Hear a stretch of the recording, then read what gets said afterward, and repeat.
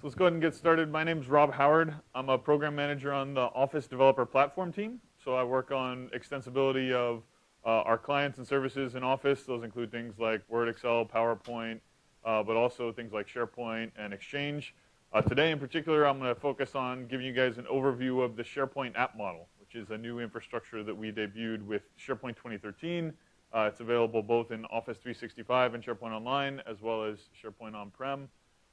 It sounds like a lot of folks aren't really exposed to this yet, so I'm going to kind of start from the beginning and first give you the kind of pitch for what we were looking to achieve about when we set out to go build this new model that we kind of internally call the cloud app model because it's really focused on being available equally as well in the cloud and on-prem. So when we looked at the kind of current landscape, the first thing that we saw is that there are a bunch of experiences that customers rely on Office to get their job done for. So Office is a great front end for all kinds of work. People live in Outlook, people live in Excel and Word, and they use those tools in order to get their job done every day. But usually it's really focused on kind of the content that sits inside those clients. The mails that you get in Outlook, the data that you have in an Excel spreadsheet. And we focused a lot on kind of tools for getting data in and out, but really the live services that you wanted to interact with, you had to kind of you had to go outside of the Office experience to interact with them. And the connections between content inside of Office documents or Office clients or our services was really loose. So it was really not the best front end for these external services to be integrated into people's work. We also noticed that we have a ton of people who do SharePoint development. We estimated we have 700,000 SharePoint developers. The problem is that all those SharePoint developers really had to learn very specific technologies and ways of doing things for working in SharePoint. They had to learn exactly how to write not just .NET code, but also .NET code that ran well inside of SharePoint and obeyed all the quirky rules of SharePoint. So there's kind of a disconnect there. We looked out in the industry and we saw that there are a few standard technologies that were really rapidly rising to prominence across a huge number of platforms. And there are a couple listed here. Obvious things like HTML, CSS, JavaScript are becoming more and more important and popular. Those are obviously not the only ones. Web services, REST web services in particular, are incredibly popular. Services that allow device applications to be built. There's all kinds of trends around building applications that cross these platforms and cross vendors and services.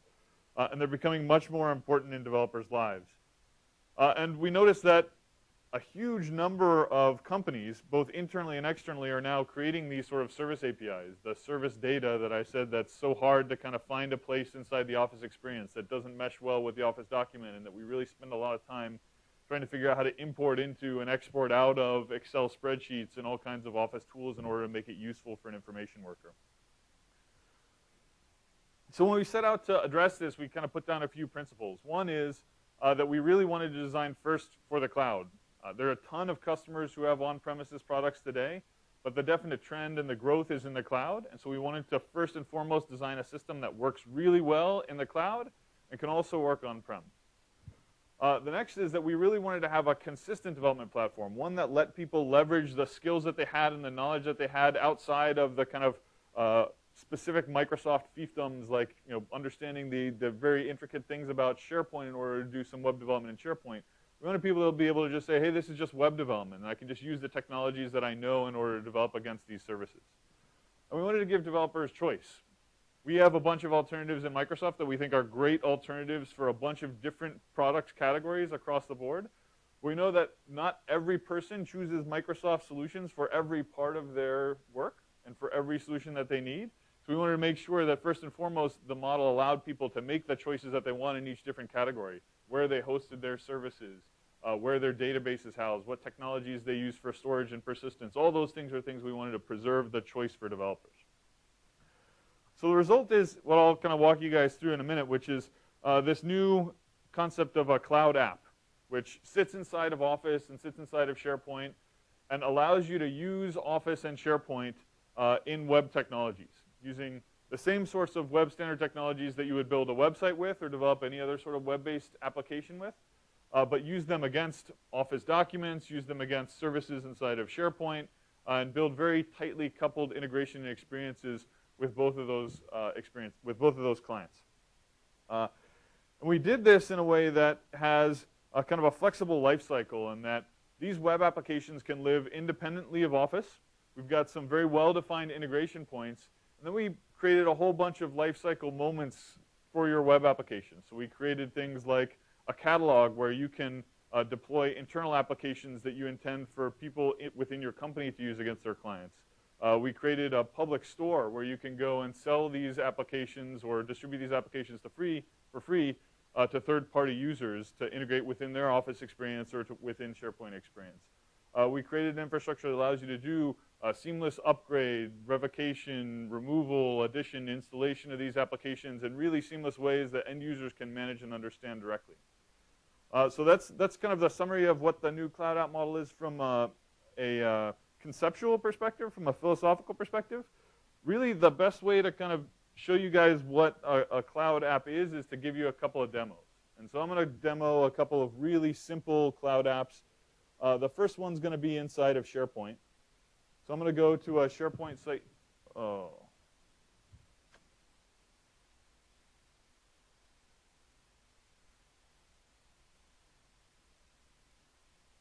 Cross your fingers. Awesome. So I'm going to go to a SharePoint site. This is really a very simple SharePoint site. It's basically just a team site. But we've done a couple of things with the experience. And we noticed that SharePoint had way too many concepts in it before. There's lists and libraries, there's content types, and there's features and solutions and web parts. And we really asked end users to understand all those different concepts. And if they wanted to add something to their site, they had to know what it was and where to go get it and how to hook it up. So we wanted to take a step back and simplify things. And the way that we did that is by basically saying that a site is a place. Everybody sort of understands a site's a place that I go to. It's a URL. I can invite people to that site. So it's got members who have access to that site. And then when I want to add new functionality to that site, I do so by adding apps to it. So I can go to the site contents for this particular site, and I can see all the apps that I have in this site. So you can see things that you might traditionally think of as SharePoint lists or libraries, things like documents and calendars that are modeled as simple SharePoint lists. But you can also see higher level functionality. So you can see one from an ISV called AvPoint here that I have installed on my system. You can see one little demo here. It's a simple little app that I developed called Meetup. And I can say, oh, I'd like to go get some more applications. If there's some functionality that I'd like to add to my site, you can see that there's a bunch of things that I already have a license to or that include them within SharePoint. I can browse through those. I can search through them. But I can also say, hey, I'd like to go and get something from the public store because there's not one that I already have a license to that meets my needs. So if I go to the public store, you can see that there's a broad selection of apps for SharePoint, things from Nintex, random CSV uploaders. I still haven't figured out why a CSV uploader has anything to do with a little kid in a chipmunk suit. But that's the icon that they chose. So there's all kinds of applications here that I can go get. Some of them for free. Some of them are paid apps. I can click on them. I can get information about, I can get screenshots. I can get details from them. I can get reviews. I can look at the ratings. I can go to the application website. So there's really a full-featured public storefront here in order to go and acquire applications and bring them into my SharePoint experience. So let's go look back at what the actual apps do then. So I'm going to show you a really super simple one just to give you a flavor of the kind of things that you can do in SharePoint apps. And this is one that I just developed because I had a common problem. It may sound familiar, which is that I try and schedule meetings with people, and everybody's calendar is totally booked, or I can't see what their calendar is. So I can never come to a consensus about when a good meeting time would be. So I created this really simple app. I can just say, hey, I want to do a new meeting. We'll say this is a team dinner. And I want to do it on Friday. And we'll do it at one of my favorite restaurants in Seattle. I'll say it's 2 hours. I can say I want to invite a couple people. You can see I get a whole bunch of out-of-the-box UI here. I get things like people pickers and directories. I get controls based on the metadata that I've chosen here for developing this application out quickly. I'm going to hit save. If I go back in there, I have a really simple custom form. This is just built using some REST services and jQuery in order to say, hey, what are the times that you think would be good times to hold this event? So say maybe 5:30, 6, or 6:30. And then I'll send out the invitations. This is going to send an email to all the people who were invited with a voting link. And I can go and check and see on how that voting's going. I can look at the voting link to see what they would see. People can say, yeah, I can make that time. No, I can't make that time. Yeah, I can make that time, and submit. If I go back here and update, you can see the votes coming in. At some point, then I can say, hey, I'm going to choose this time and send an invite. And it's going to generate me an ICS. And you can see there's my team dinner, generated an Outlook, and I've got this time that I can send out and invite all the folks. So really simple application, a really simple scenario. All I'm doing is trying to schedule some meetings. And here, all I did was use some out-of-the-box capabilities in SharePoint to find a bunch of metadata. It created a bunch of forms for me, and I used a little bit of script and REST in order to create the specific experiences I wanted to on top of that. But it's all encapsulated in this simple app that I can add to any site where I want this capability. We've also got a bunch of things that can plug into Office clients. So not just SharePoint, but Word, Excel, PowerPoint, and Outlook. And I'll show you one really quick example of another out-of-the-box application that we ship with Outlook Web Access. So Outlook Web Access has also this concept of apps inside of it, these web-based apps. And one of the cool capabilities they have is they have a way for an app to express the metadata that will activate that app. So they can say, for example, hey, I'd like to be activated when this particular regular expression has been met. Or Exchange even has functionality that allows me to do natural language recognition. So I can do things like say, hey, I have this email, and Exchange looked through here and thinks that there might be a suggested appointment. And so that's activating this app called Suggested Meetings. It says, it highlights this sentence, do you want to get together for lunch on Monday? It says, hey, I think that might be a suggested appointment. And it passes that context to this web-based application, which then gets the context of the message and can interact with my mailbox. So I could say, go ahead and schedule this meeting. Or you can see another example of this. This particular one's, again, using a natural language recognizer that Exchange has to say, hey, there might be an action item that someone's suggesting in here. So if I click action item, you can see the sentence, can you get me the completed presentation by the end of the day Friday, is suggested as a potential task. And this is a really simple application. All it does is just allow me to flag it for follow-up. So I can click that, and it'll generate a task for me in my mailbox. So these are really simple applications. The applications are just HTML and JavaScript in most of these cases. They're doing very simple things with data back and forth. But you can see, because they're integrated into the experience of SharePoint and into Outlook, they're integrated within the clients and within the flow. They're actually really powerful business scenarios. And they're very easy and simple to write.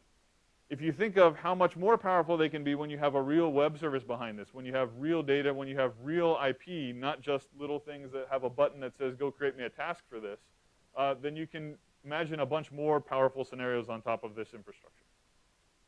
All right, so that's my quick, really fast demo. You can see similar things inside of Word, Excel, PowerPoint. I'll send you a bunch of links where you can go and check those out. There's similar demos out there. There's a bunch of apps in the public store. I would highly recommend that you guys check those out. Any questions about those? Yeah. What about mobile devices? So you mean, for example, integrating within mobile versions of Outlook and Outlook Web Access. So Outlook Web Access they're integrated with, not mobile versions of Outlook, but those types of things are definitely on our roadmap. Because they're just HTML and JavaScript, because they're web-based technologies, it's really easy for us to integrate them across a whole bunch of different platforms. Whereas we did technology like VBA or VSTO, then you can imagine we could really only ever put those on a Microsoft Rich Client platform. But this web-based platform, since all it's using is web standard technologies to interact with the clients and the hosts through services, we can put it on any platform. We just don't have it in the, for example, recently announced iOS version of Office. But you can imagine those things are on our roadmap. All right, so that's my really quick demo about what apps can do. Now I want to talk a little bit about how these sorts of things are implemented and what sort of technology and model is underlying all of this. And in order to do that, I'm going to tell a little bit story about sort of the history of SharePoint extensibility and development on top of the SharePoint platform. Really, the kind of first time when SharePoint development and customization was really first became powerful enough to be called a platform was in SharePoint 2007. And the way that it worked in SharePoint 2007 was that you wrote a bunch of custom code. This little black spinny thing is supposed to signify code.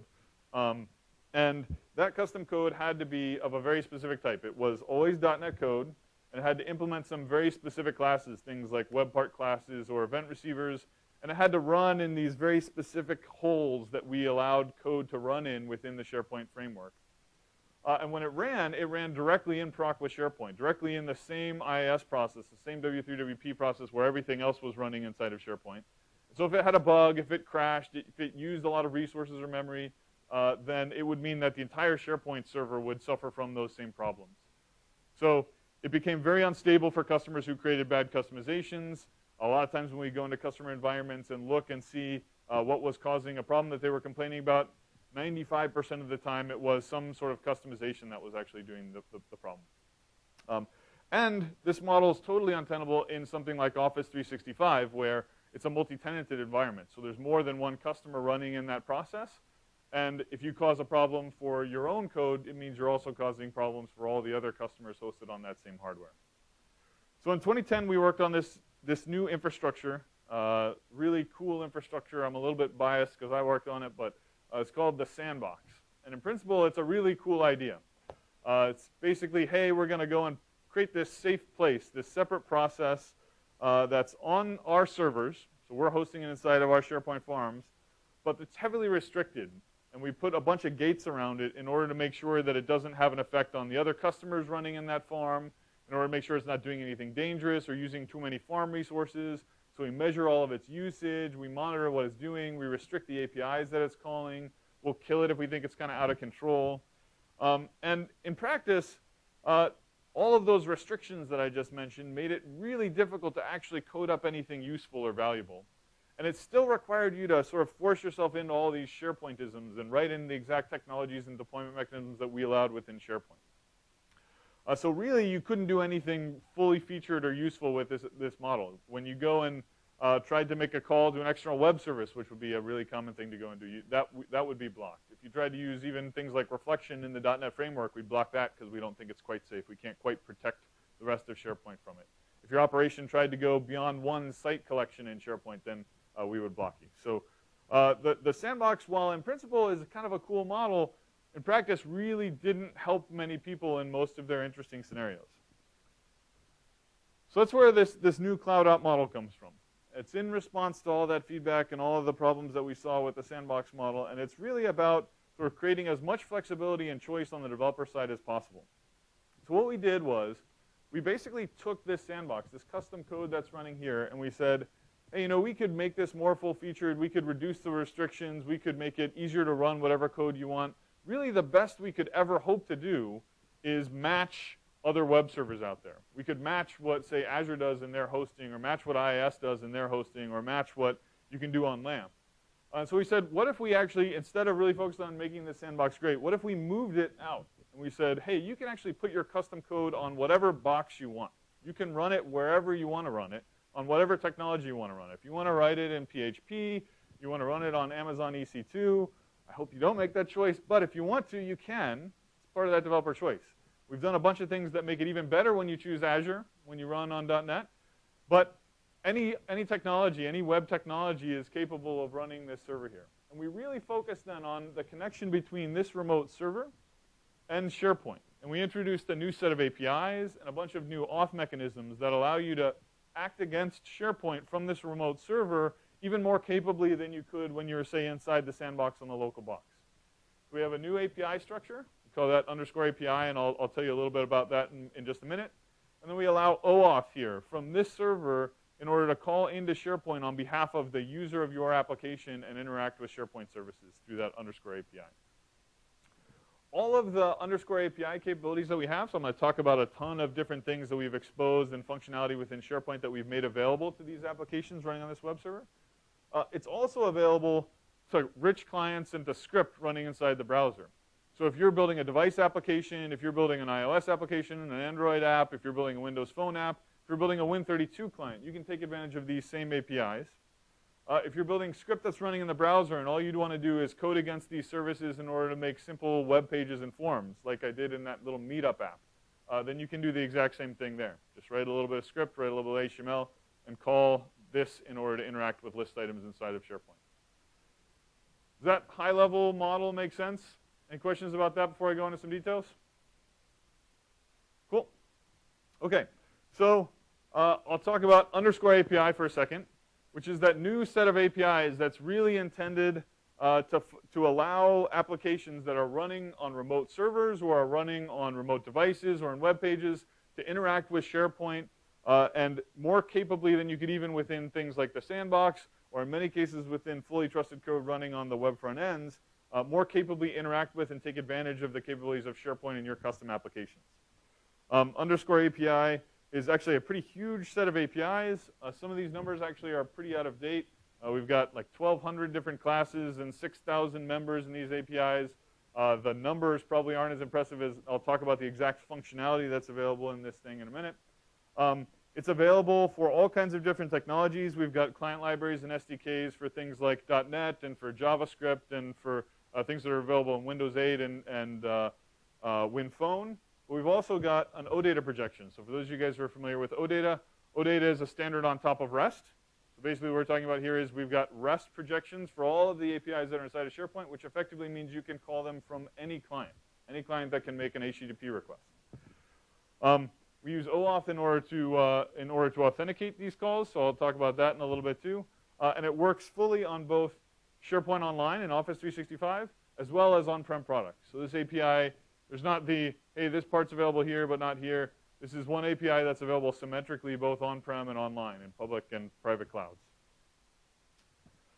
So just a quick picture here. This is what the 2010 client object model looked like. This is what our story was for doing remote calls to SharePoint from a remote client, whether this client was actually a web server or a Win32 application. Basically, the idea was you had some custom client code running here. It could interact with some libraries that we had. We had JavaScript, we had a Silverlight library, and we had a .NET library. You'd interact with the objects here and then build up kind of a query over time. And then call execute query. We'd send it to an endpoint on the SharePoint server, and then we'd execute it against our server-side object model. In 2013, the big difference is that we've added a direct pipe here from this custom code to this endpoint underscore API on the server so that you can make REST requests to all the same functionality that was available in these libraries, even if you're not running in any of these technologies. So if you're not on .NET, if you're not in JavaScript, if you're in an iOS application or you're building C++, whether you're on Windows or on iOS, you can use OData and REST requests in order to interact with these APIs. In addition, we expanded the functionality from being just the kind of basic SharePoint Foundation stuff, which you can think of as kind of lists and libraries, to being all the functionality that's available within SharePoint. Things like our user profile store, our search capabilities, the taxonomy service, our feeds infrastructure, all these things. I'll kind of show you a bunch of these examples. And these OData calls then allow you to get at all those different pieces of functionality. And they're really simple calls. I'll show you a couple of examples here in a minute. But basically the idea is you give the web URL of the SharePoint site that you want to interact with. And you just add underscore API onto the end. That's where it gets the underscore API name. And then you can traverse the object hierarchy after the underscore API. So if you want to get the title of the web, it's underscore API /web/title. If you want to get the lists in the web, it's /web/lists. OData supports a bunch of common syntax, things like filtering and sorting. So you can see this $ filter here. You can see you can both read from and write to these things. So if I want to create a new list, then I post a JSON blob to this list collection to say, here are the properties of a new list that I want to create in that collection. So really simple, straightforward REST API that complies with OData. So it's got a bunch of structure on top of it that are common patterns for developers and allow you to do things like generate clients and understand the shape of the web service as well. I'll just show you a couple of examples. See if the screen, there we go. I'll just show you a couple of examples of some services. So right here, I don't know if you guys can see, this is a SharePoint Online URL. This is one of my tenants in SharePoint Online. fortworth2.sharepoint.com is the name of the website. And underscore API /web, this is then giving me all the metadata associated with this web. So you can see things like its title, Microsoft Teams site. You can see the web template that's used. You can see the URL. There's a bunch of navigation properties that tell me how to get to related things. So I can say, hey, I want to get to the lists. And that'll give me all the collections of lists. And I can say get by title to get a specific list. And if I want to see the items in that list, then I can do that. So there's an easy way to navigate through all of the object model inside of this _ API through REST. These are just lists and libraries. You can see other things that will be available here. So this is the user profile manager, which has all kinds of interesting information about users. So these are my properties in the user profile manager. So you can see things like email. You can see extended reports. So this isn't actual real data, but if this were really populated with data from the Microsoft thing, you would see all the people who report to me listed here. You could do managers, so I could see my entire management chain all the way up to Steve. You can see that listed here. So you can build custom applications that use all of these REST services in order to interact with user profiles as well. And then SharePoint has a really rich search capability too. You can see right here, I'm just doing a simple query. So I've got search, and I'm querying for the term OAuth.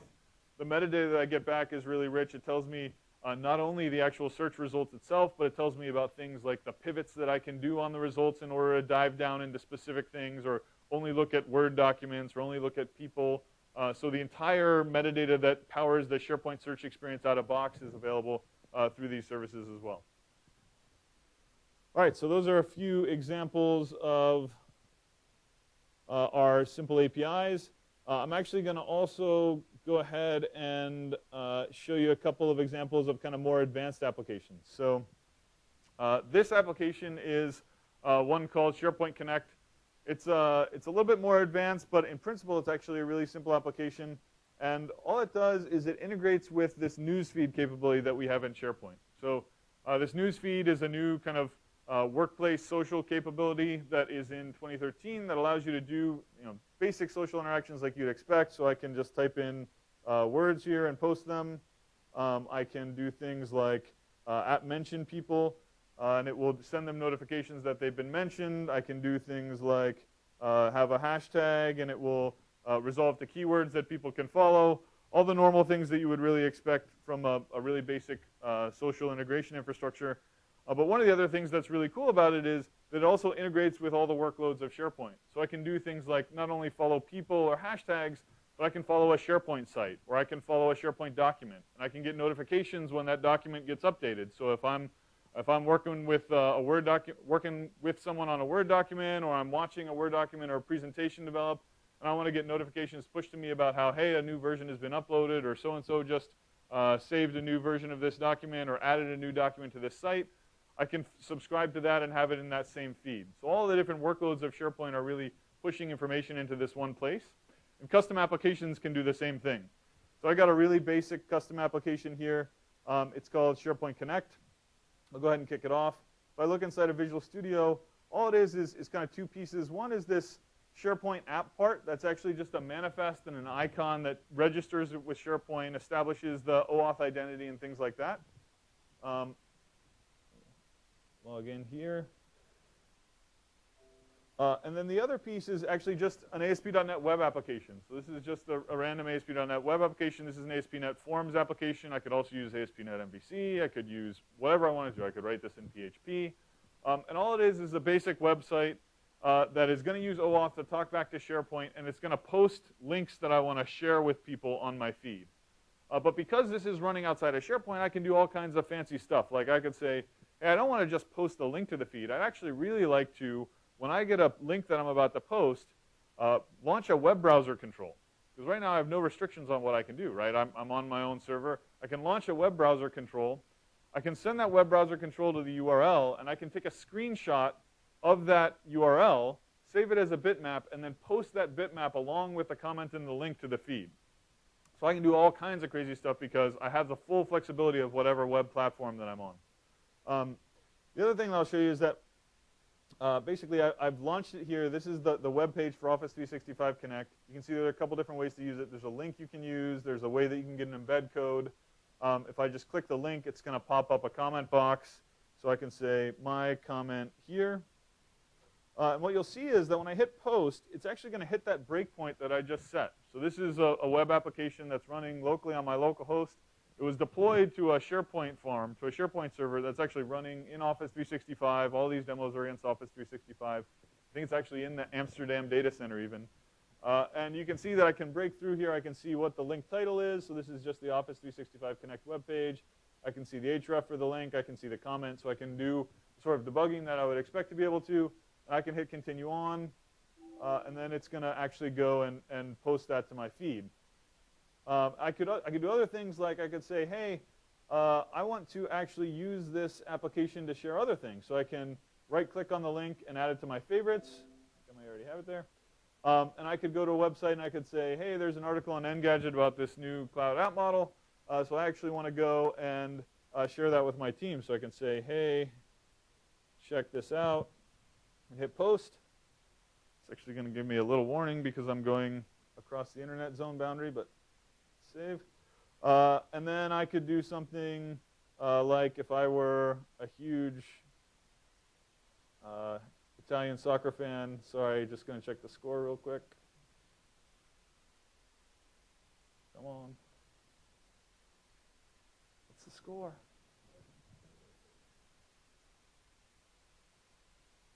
Well, I can't see the score. Where is the score?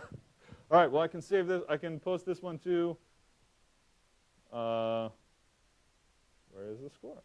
And I can hit post. And then remember, what this is doing is it's running in this remote web server. It's running here on this local IIS Express box. It never asked me for my username and password because it's using OAuth in order to act on my behalf to talk to SharePoint in this remote cloud. And then if I go back to my feed, you can see that I've got a few new posts here.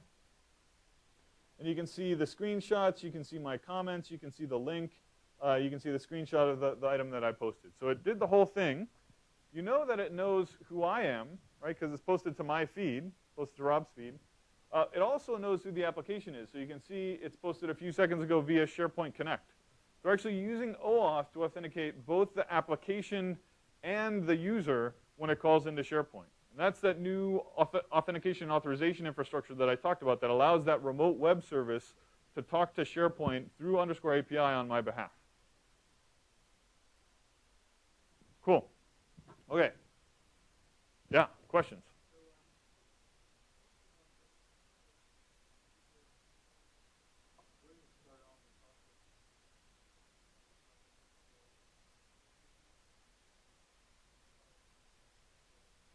Absolutely. That's a great question. So,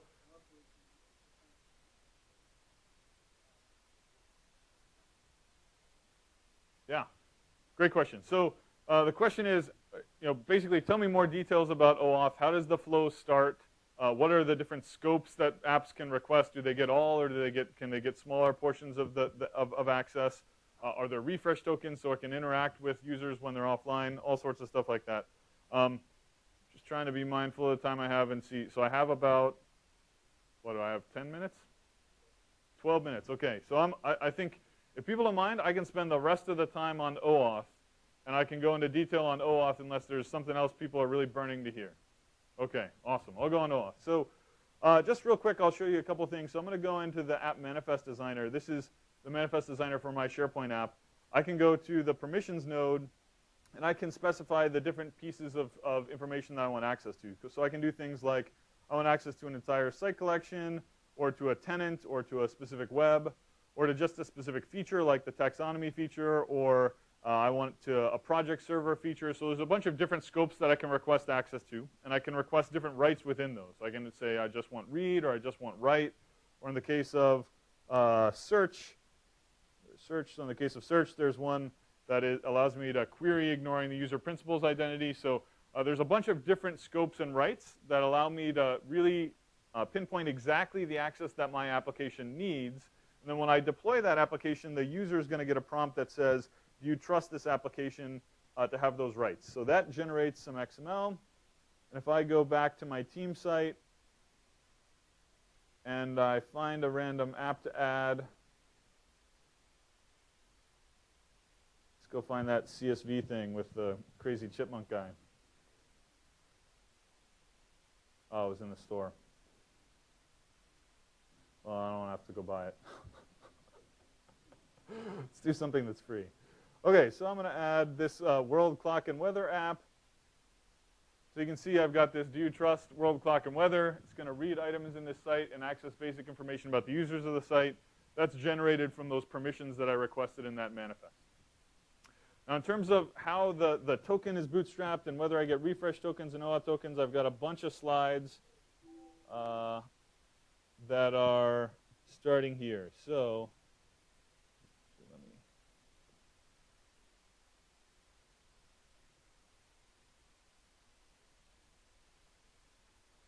Okay.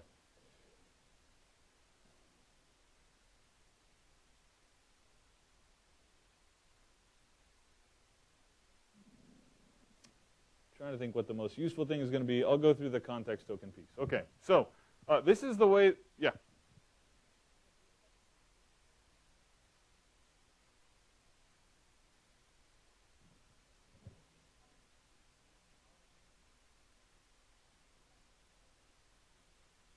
Only if your app has been given access to that user information by an administrator who owns that information. So in general, when you request permissions, only users who are managers of that information you're requesting access to can give you permissions. So if you want access to all the data inside of a specific web, then the web admin would have to be the one to give you access to it. If you wanted access to the entire tenant, you can actually request that, but only the tenant admin would be able to give you that access. Does that make sense? Okay, so I'm going to walk through the kind of protocol details of how we send the context token back and forth and bootstrap the OAuth interaction in the sort of 90% case. When you go and build an application, what happens by default? There are a lot of other flows that we support, and you can go and check. I'll show you a resource at the end that has all the different information about authentication. Well, this will kind of give you an idea of what the basic flow is. And when you go and write an application in, say, Visual Studio or with a tool that generates this code by default, we've got libraries that handle all of this end-to-end for you. So this is going to look like a really complex flow, but it's actually 2 lines of code in Visual Studio that's actually automatically generated for you when you do file new SharePoint app. This is really the down nitty-gritty details if you want to do extra advanced stuff or implement on a platform where you don't have a library or something like that. So the first piece, and the scenario kind of is that I'm going to browse to a SharePoint site that has an app embedded in the page. We've got full screen experiences. We've got apps embedded within the page. We've got them in dialogues. We've got them inline. We've got a bunch of different ways that your app can integrate. This particular scenario is integrated into the middle of the page. The token flow will be the same as other ones. And the way this slide works is, here's what the browser looks like at every point in the flow. This is a box and line diagram about the requests and the information going back and forth. And this is just a description about exactly what's happening in that particular request. So the first request is the user is going to browse to this page in the SharePoint site that has an app embedded in it. The second one is that SharePoint's going to notice, hey, there's actually an app embedded in this page, and I need to go and get them a token so that they can talk back to me and they know that the request came from SharePoint and it's not just some random guy calling them on the internet. So I call a secure token service. We use Azure Active Directory or ACS, which is a component of Azure Active Directory, in order to generate these tokens. I call a secure token service and I say, hey, here's a bunch of context information that describes the context of SharePoint, the currently logged in user, the site that I'm interacting with, a way to identify those people through requests. Can you get this person's secret, the app that I'm trying to talk to secret, and can you sign this token with their secret so that they know it came from a secure resource? And ACS signs that token and returns it to SharePoint. We call that token the context token. And SharePoint then returns the context token to the browser, along with the rest of the page. So at this point, you can see here's the full page, all the SharePoint Chrome. And then because this is a scenario where it's not a full screen app, it's actually just embedded within a SharePoint page, this is actually an iframe. And this iframe is going to be owned by the app. What we do is we send a post request to this app's launch URL. This is on a remote server now on app.com. And we send that context token in the body of that post request. So this is that context token. And because we send that as a post request as part of the iframe, the browser automatically sends the request on to app.com. App.com looks at that context token and says, is that really signed with my secret? Is it really intended for me? Am I really the audience of it? So I'm making sure that this isn't just some random guy browsing to me directly on the internet. It's actually part of this app request. And if it is part of this app request and it's validated everything and it wants to call into SharePoint, this context token actually contains a refresh token. So I can extract that refresh token out, and I can cache it for later, so I can call back on that user's behalf whenever I'd like to. Lasts for 6 months by default unless my app gets uninstalled or revoked. And I take that refresh token and I send it back to ACS, and I say, hey, can I have an access token for this refresh token? ACS returns the access token, and then you make a call to SharePoint Web Services using the access token. This is the _ API call from app.com. SharePoint returns whatever data you were looking for, and then the app can render down whatever UI it wanted to based on that data. Now, 2 things that I'll mention real quick. One is, this looked really complicated. There's a lot of lines here. Like I said, it's actually really simple to go and implement, especially if you're using Visual Studio or .NET. There's only a couple lines. I can show you the file new experience that it is in Visual Studio. The second is that most of these requests don't actually happen on every browse. So every time I browse this, I don't do all of the legs of this. This piece right here is typically cached in the SharePoint server for quite a while. And this piece here, most applications would cache so they didn't all have to go to ACS every time. So those legs aren't usually done on most requests. Well, that's kind of the end-to-end flow. Just a couple more things. This is actually a sample context token. It's pretty long, which is why we send it in the post body rather than the query string, so we don't get cut off there in the query string. It's basically, it's a token called a JWT token, a JSON Web Token, JWT. You can go check out, search for JWT on the web. You'll see the standard there. It's actually one of the few standards I've ever seen that starts with the pronunciation of the acronym. So it is pronounced JWT, not JWT or JWT or anything like that. It's JWT. And what it is, it's a base 64 encoded JSON string. So if I decode this, just take out the base 64 encoding, then I get the JSON that actually makes this up. And there's a bunch of information about the audience of the token. So this says this is the identifier of the application that this token's for. This is not before, so this is the date when this token started being good. This is the expiration. This is the sender, so this is SharePoint's identifier. And then you'll see some stuff like this is the cache key. So this is a key that your application can use to cache the request and say, anytime I get the same cache key, I know it came from the same user, so I can correlate those requests. And then last, this is that refresh token that you were asking about. So I can use this refresh token to go and get an access token on behalf of that user at any point, even when they're no longer in the browser, as long as my app hasn't been uninstalled or revoked its permissions or anything like that. So that's how the token goes back and forth. Just one more slide that I want to walk through in my last 2 minutes is to talk about how the authorization model looks. So I showed you some permission requests. I showed you how the application can ask for a bunch of different permissions in SharePoint. I showed you what the dialog the end users see when they install it in order to give that access. But I didn't talk too much about what that actual model looks like.